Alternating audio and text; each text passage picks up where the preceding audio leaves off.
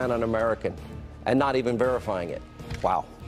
Michelle Malkin debates an immigration activist about the crisis at our southern border. That's next on this Breaking News Night. Also later, a school principal trying to ban candy canes because it has a J shape and it might have to do with Jesus.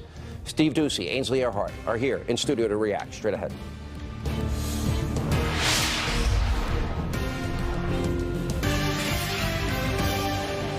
All right, as the migrant caravan continues to cause chaos on the border, reports are emerging of a migrant woman, a member of the caravan, who entered the U.S. illegally, gave birth to a baby less than 24 hours later, and then ICE released a statement today saying that they have arrested 58 illegal aliens in a 5-day raid in the New England area. According to ICE, among those arrested, 30 had prior felony convictions for serious or violent offenses. 33 have criminal charges pending. 15 were previously released from local law enforcement custody without an active detainer. 9 were referred for criminal prosecution. 1 is being referred to the U.S. Marshals for failure to register as a sex offender. 9 had been previously removed from the United States and returned illegally. 4 had active, Interpol red notices. Meanwhile, Nancy Pelosi now says that she will not accept a DACA deal in exchange for the wall. I guess they don't want to fix the problem ever, even if you give them what they want. Take a look. Would you be willing to support some degree of wall funding if you got a permanent, bona fide solution to come back? No. Why not? Well, because they're two different subjects. All right, here with reaction, we have conservative columnist, our friend Michelle Malkin, and immigration activist Roberto Hernandez. Roberto, you look at all of that, and I understand that a lot of people want to come to America. I just want people to come legally, so we have a chance to vet them, to make sure we pay, on average, according to a recent report, $70,000 per year per illegal immigrant, the American taxpayer. That's healthcare, education, criminal justice system. And, we have Obama authorized $300 million to pay for free legal advice. We have 2 recent cases where innocent people, one in Oregon, one in Texas, were murdered by illegal immigrants. Why can't we just do this all legally? First of all, when Obama campaigned to be president, he promised that he was going to do immigration reform the first year that he was in office. And Nancy Pelosi was the head of the Speaker of the House for Congress. Listen, sir, I asked you a very simple question. What do you say to the families? You're not answering my question. What do you say to the families? No, well, let me tell you. What do you say to the families? There are 2 families in the last 3 weeks that lost loved ones because of illegal immigration. Why can't we as America have the right to vet people to make sure that they can take care of themselves when they're here and that they don't have any criminal ties or backgrounds? Is that fair? The Democratic Party failed to do immigration reform. You're not answering my question. When Obama was president, Is that fair that we vet people? What we landed up getting was DACA, a program for you have no intention of answering my question. What do you say to families? Listen to me. What do you say to families who lost their children because of illegal immigrants coming to this country illegally, violating our sovereignty and our laws, and they end up killing innocent people? That's not the vast majority, but when that happens, what do you say to those parents? But that's just a few people. We have criminals every day in this country. How many white people are killing people in this country? You know what? You're picking on few incidents. A few incidents. That's what you're doing. All right, Michelle Malkin. You're picking on a few incidents. Michelle. When you look at this country, we have another guest. Let her respond. Who are the majority of the criminals in this country? This They're is what white. he's gonna do. We're not talking about them. This is what open border zealots do. All right, Michelle. They avoid the basic fundamental question and the basic distinction between people who want to come here legally and people who want to come here illegally. Sean, you could have one of these open borders extremists on every single night, and they sound so reasonable. And I actually agree with what he was trying to say there when he was avoiding your question. Yes, Democrats are hypocrites. They talk out of both sides of their mouths on this issue. And I know that people like him and his lobbying groups are very disappointed that they didn't get the wholesale amnesty that they want. The bottom line is that people like Mr. Hernandez, your guest there in San Francisco, which has been absolutely ruined by illegal alien sanctuary policies, and you want him to confront the violent crime that has racked families of all colors in San Francisco, and he won't do it. Instead, he'll talk about the plight of all of these migrants from around the world who want to flood our borders and cause even more chaos. The costs of health care, welfare, education, crime, and the impact on American workers of all colors. Thank you both. We appreciate it. When we come back, liberal media, if you can believe it, they now stoop to a new low using the memorial service for Bush 41 to once again attack President Trump. Is there any decency? A mini monologue straight ahead.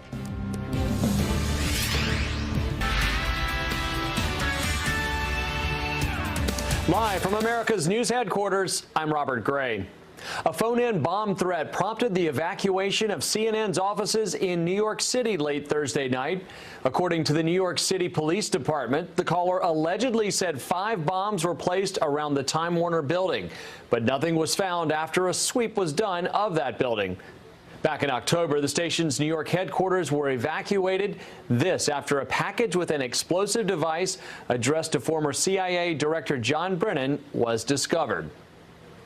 A burial was held Thursday for former President George H.W. Bush. It capped off a week of mourning for the commander-in-chief. Mr. Bush's remains were taken on a 70-mile journey from Houston to College Point. He was laid to rest next to his wife Barbara and daughter Robin at his presidential library. Now back to Hannity.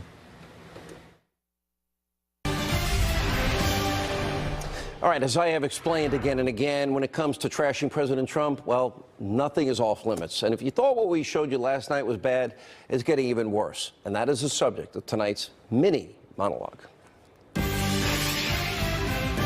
All right, tonight the media is sinking to new depths, if that's even possible. Clearly it is, as they continue to use the funeral, the life, the legacy of former President George H.W. Bush to attack President Trump. Now, after yesterday's powerful memorial service in Washington, D.C. for the late 41st president, well, your mainstream media still cannot stop using these events to demonize their current enemy, which is President Trump. And it's getting even more ridiculous. They're now going after President Trump over how he prays. I'm not making this up to them. Even standing silently during the Apostles' Creed at a funeral is cause for an attack against him. But it shows how the media is getting more and more unhinged, more hateful, and more divorced from any sense of reality or what their real job's supposed to be. And they wonder why nobody trusts them. And of course, the destroyed Trump media didn't stop there. Rather than focusing on the life, the accomplishments, the sacrifice, the service of the 41st president, well, the coverage looked like this. Take a look. It was a full state funeral. It was quite a moving sight to see the presidents and the first ladies in the front row waiting to honor President Bush, chatting comfortably with one another until Trump showed up. Then it became silent staring time. Donald Trump is the only person in the world who can bring down a funeral. Hillary is just staring straight ahead like she's on an elevator with a weirdo.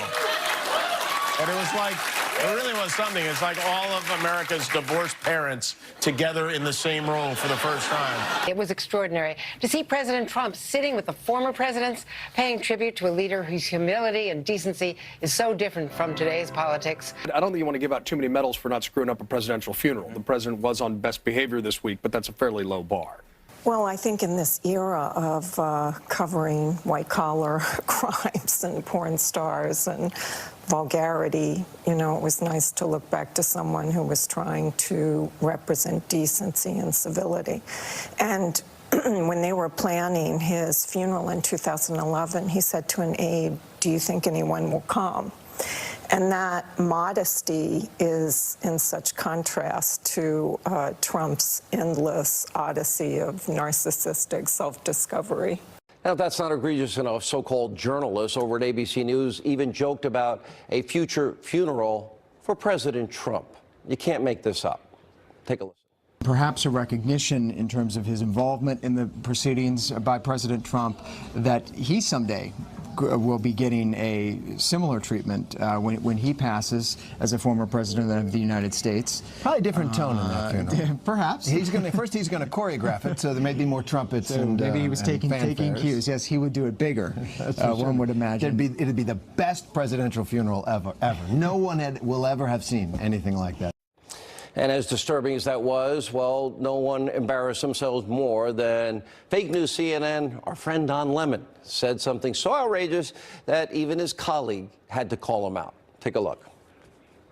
I want to say that I don't think I would shake hands with him. I don't know. I would just, nope, couldn't do it. I'm not that big a person. I would hope that I would be, but I don't. I can't fake the funk, as they say. I want to show you something. Let me show you what I would have done. Okay, come here. Come here, Dom. Come here, Dom. Try to shake poor my Don. hand. You're petty and small. I'm not petty and small. That's real, brother. That's real. And real it petty shows and you small. this is not. But it's like I keep telling you, this is all part of a pattern. Demonize, denigrate, delegitimize every second, every minute of every hour of every day President Trump at all costs, even if it means using the passing of an American icon who, by the way, they were pretty mean to when he was alive, President H.W. Bush, to try and score cheap political points and further divide the country. Here with reaction. He is the media reporter from The Hill, Joe Concha, and former Secret Service agent, our friend Dan Bongino. Joe, let me start with you. They say he was a gentleman, and he was. But they didn't say nice things about him when he was alive. Being a gentleman back then, he was a wimp. You know, he was, he was out of touch. He didn't know how to use a scanner, which, by the way, was a fake news story back in the day. And so Reagan, Bush 41, McCain, even, Bush 43 while he was alive, they trash these men, utterly destroy them. Now they've died, they say nice things to appear, create a veneer that they're bipartisan. And they're not. George W. Bush was also called a racist before it was fashionable to call anybody a racist for the Willie Horton ad, if you remember that. Interesting stat, in 1992, 7% of journalists voted for George H.W. Bush, the rest, obviously, for Bill Clinton. You played some clips there. And Kimmel and Colbert were joking, and they're late-night hosts, so I kind of give them a pass on that. I still think it's classless, given that this was a state funeral held the same day. But ABC News, their senior analyst, a guy like Terry Moran, is making jokes while you're watching the procession of the casket of George H.W. Bush being taken out of a plane. And he's making jokes about President Trump's future funeral. Do these guys have any self-awareness? The answer is none whatsoever. So, Sean, this is why the media is not only mistrusted, but held in contempt by at least half the country. It's not even about mistrust anymore. It's like, I don't like these people. They don't have any class, and they're cheesy. That Don Lemon skit, I'm going to show you how I'm going to blow off Donald Trump by not shaking his hands. What is that? He's called an anchor on that network. He's not even an opinion guy. Dan, I always said in the Obama years, especially on radio more than television, that it wouldn't be good for me to get an interview with then President Obama, because I respect the office. And I think he's a good father, probably a good guy. He's just a rigid, radical ideologue that governed horribly. It's a hard thing because I respected the office. I wouldn't be able to interrupt him like I can you or Joe. Let's put it that way. And you do that. Right. So, I mean, what did you think of that? Yeah, Sean, this is, you're right. I served as a Secret Service agent for, years, proudly under Barack Obama, because I believe in the constitutional republic, although I, like yourself, disagree with just about every ideological position he had. But this is what's known as the myth of the good Republican. You probably know what I'm talking about here. When a Republican is powerless or is left the political scene, what the media will do is they will paint their coverage of this Republican as something it wasn't. You were absolutely right. When George H.W. Bush was in office, it was merciless, the media coverage. I was just a young man back then, but I specifically remember it, and it was merciless. And they do it for a reason, Sean. They do it because of this foil effect, right? They want to make the current Republicans appear really bad, right? Why do you put a diamond on a black background? Because it seems shinier. So what they want to do is they do the reverse foil. They want to make these Republicans, especially Donald Trump, seem awful. So they go back and rewrite history about how they covered past Republicans. It's total nonsense. Everybody sees right through it. All right, I got to roll. Thank you both. Thank you. All right, you're not going to believe it. What we tell you next, liberal lunacy around Christmas at an all-time low. One principal trying to ban candy canes because they are J-shaped when you hold them that way, and they think that means Jesus. Steve Doocy, Ainsley Earhart from Fox and Friends next. All right, last night we told you about the Massachusetts pastor who put baby Jesus in a cage, there it is, a nativity scene, to make a point, what about not Christmas, not about what Christmas season is all about, but about immigration. But now there's more left-wing insanity to tell you about. There's a principal at an elementary school in Omaha, Nebraska, literally banning candy canes, saying the J shape represents Jesus. Now, she also banned Christmas carols, ornaments, and even reindeer. We reached out to the district for comment. They told us in part, quote, the memo does not reflect the policy of Elkhorn Public Schools regarding holiday symbols in the school. The school also noted that the principal has been placed on administrative leave. I just can't believe we're doing this.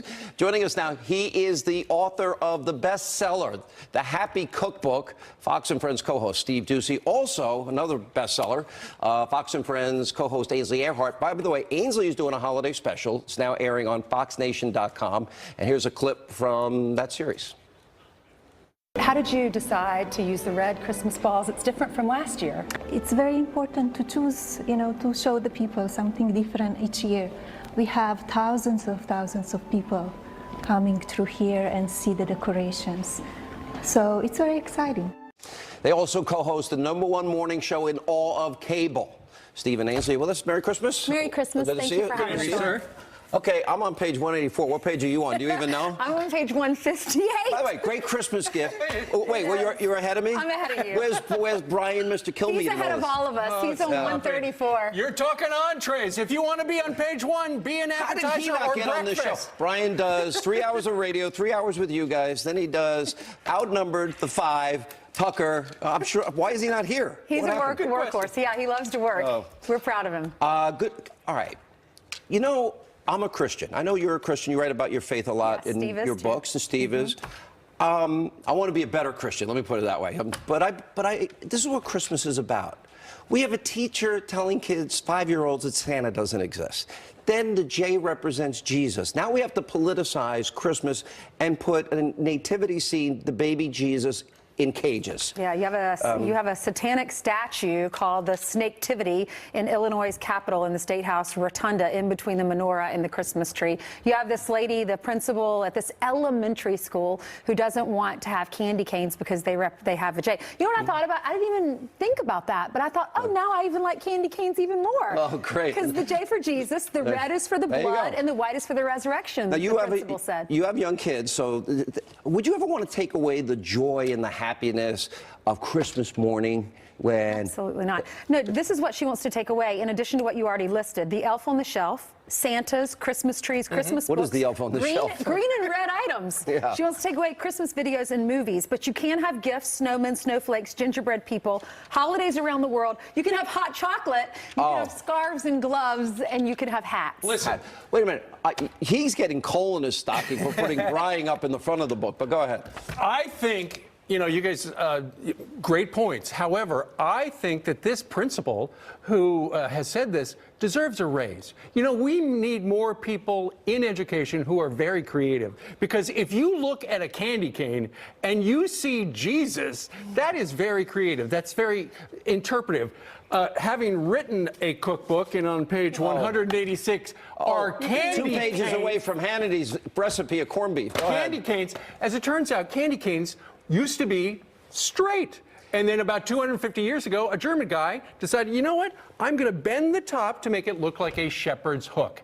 Wow, it's you a wouldn't get shepherd's that hook. in any other book. It's not a J for Jesus. But the thing, listen, there is a hostility, towards Christmas. When you look at it, there's a fear that has consumed people to the point where they even are willing to destroy what Christmas is for the fun side for kids and also the meaning of the holiday for Christians. That to me is like, where's their tolerance on the left? That goes back to the beginning of time, though. I mean, that's never going to change. There are always going to be people who want to destroy what the season is all about. I mean, think about Herod. He was trying to kill the firstborn son. You know, it goes back to the beginning of time, Sean, and people have always been like this, and they're not going to win. I'm sorry. The battle is going to be won So by our there's Lord an end and of the Savior. story already. Well, as a Christian, I believe that too. Steve. The problem is because there are so many, we're a litigious nation now. You know, everybody seems to want to sue other people for a variety of reasons. I want to sue you for putting my recipe in your book, and I didn't get any proceeds, but go ahead. So many people are willing to bend and do things they don't want to do simply because of the threat of a lawsuit. And, you know, when you look at how many schools don't do Christmas parties anymore, Christmas programs, they do holiday parties or winter in our town parties because they are afraid of a lawsuit and they can't afford a lawsuit. That celebrate Hanukkah. I say Happy Hanukkah. And, all right, it's crazy. Your Christmas special airs on FoxNation.com. Yes, it's up on Fox Nation, and we visit with George Vera, Building Homes for Heroes. Oh, I love that. That great They're great. organization built a home for him that's outfitted for him. We went inside the White House with Melania. Oh, cool. We also did Make-A-Wish Foundation. You can find out what they're doing behind the scenes and how many kids are getting So this wishes. is only on Fox Nation. It's only on FoxNation.com. Oh, are you going to do a show? Are you going to do a cooking show? I do a cooking show on Fox Nation. All right, I have an announcement soon about Fox Nation. I haven't made my announcement. Listen, Merry Christmas to both of you. Thank you. I watch every morning. You guys are the best. Congratulations on a great year. Merry Christmas. Merry Christmas. By the way, if you don't have Fox Nation, sign up. I'm going to have a little announcement about this. When we come back, highlights from President George H.W. Bush's funeral earlier today. All right, today the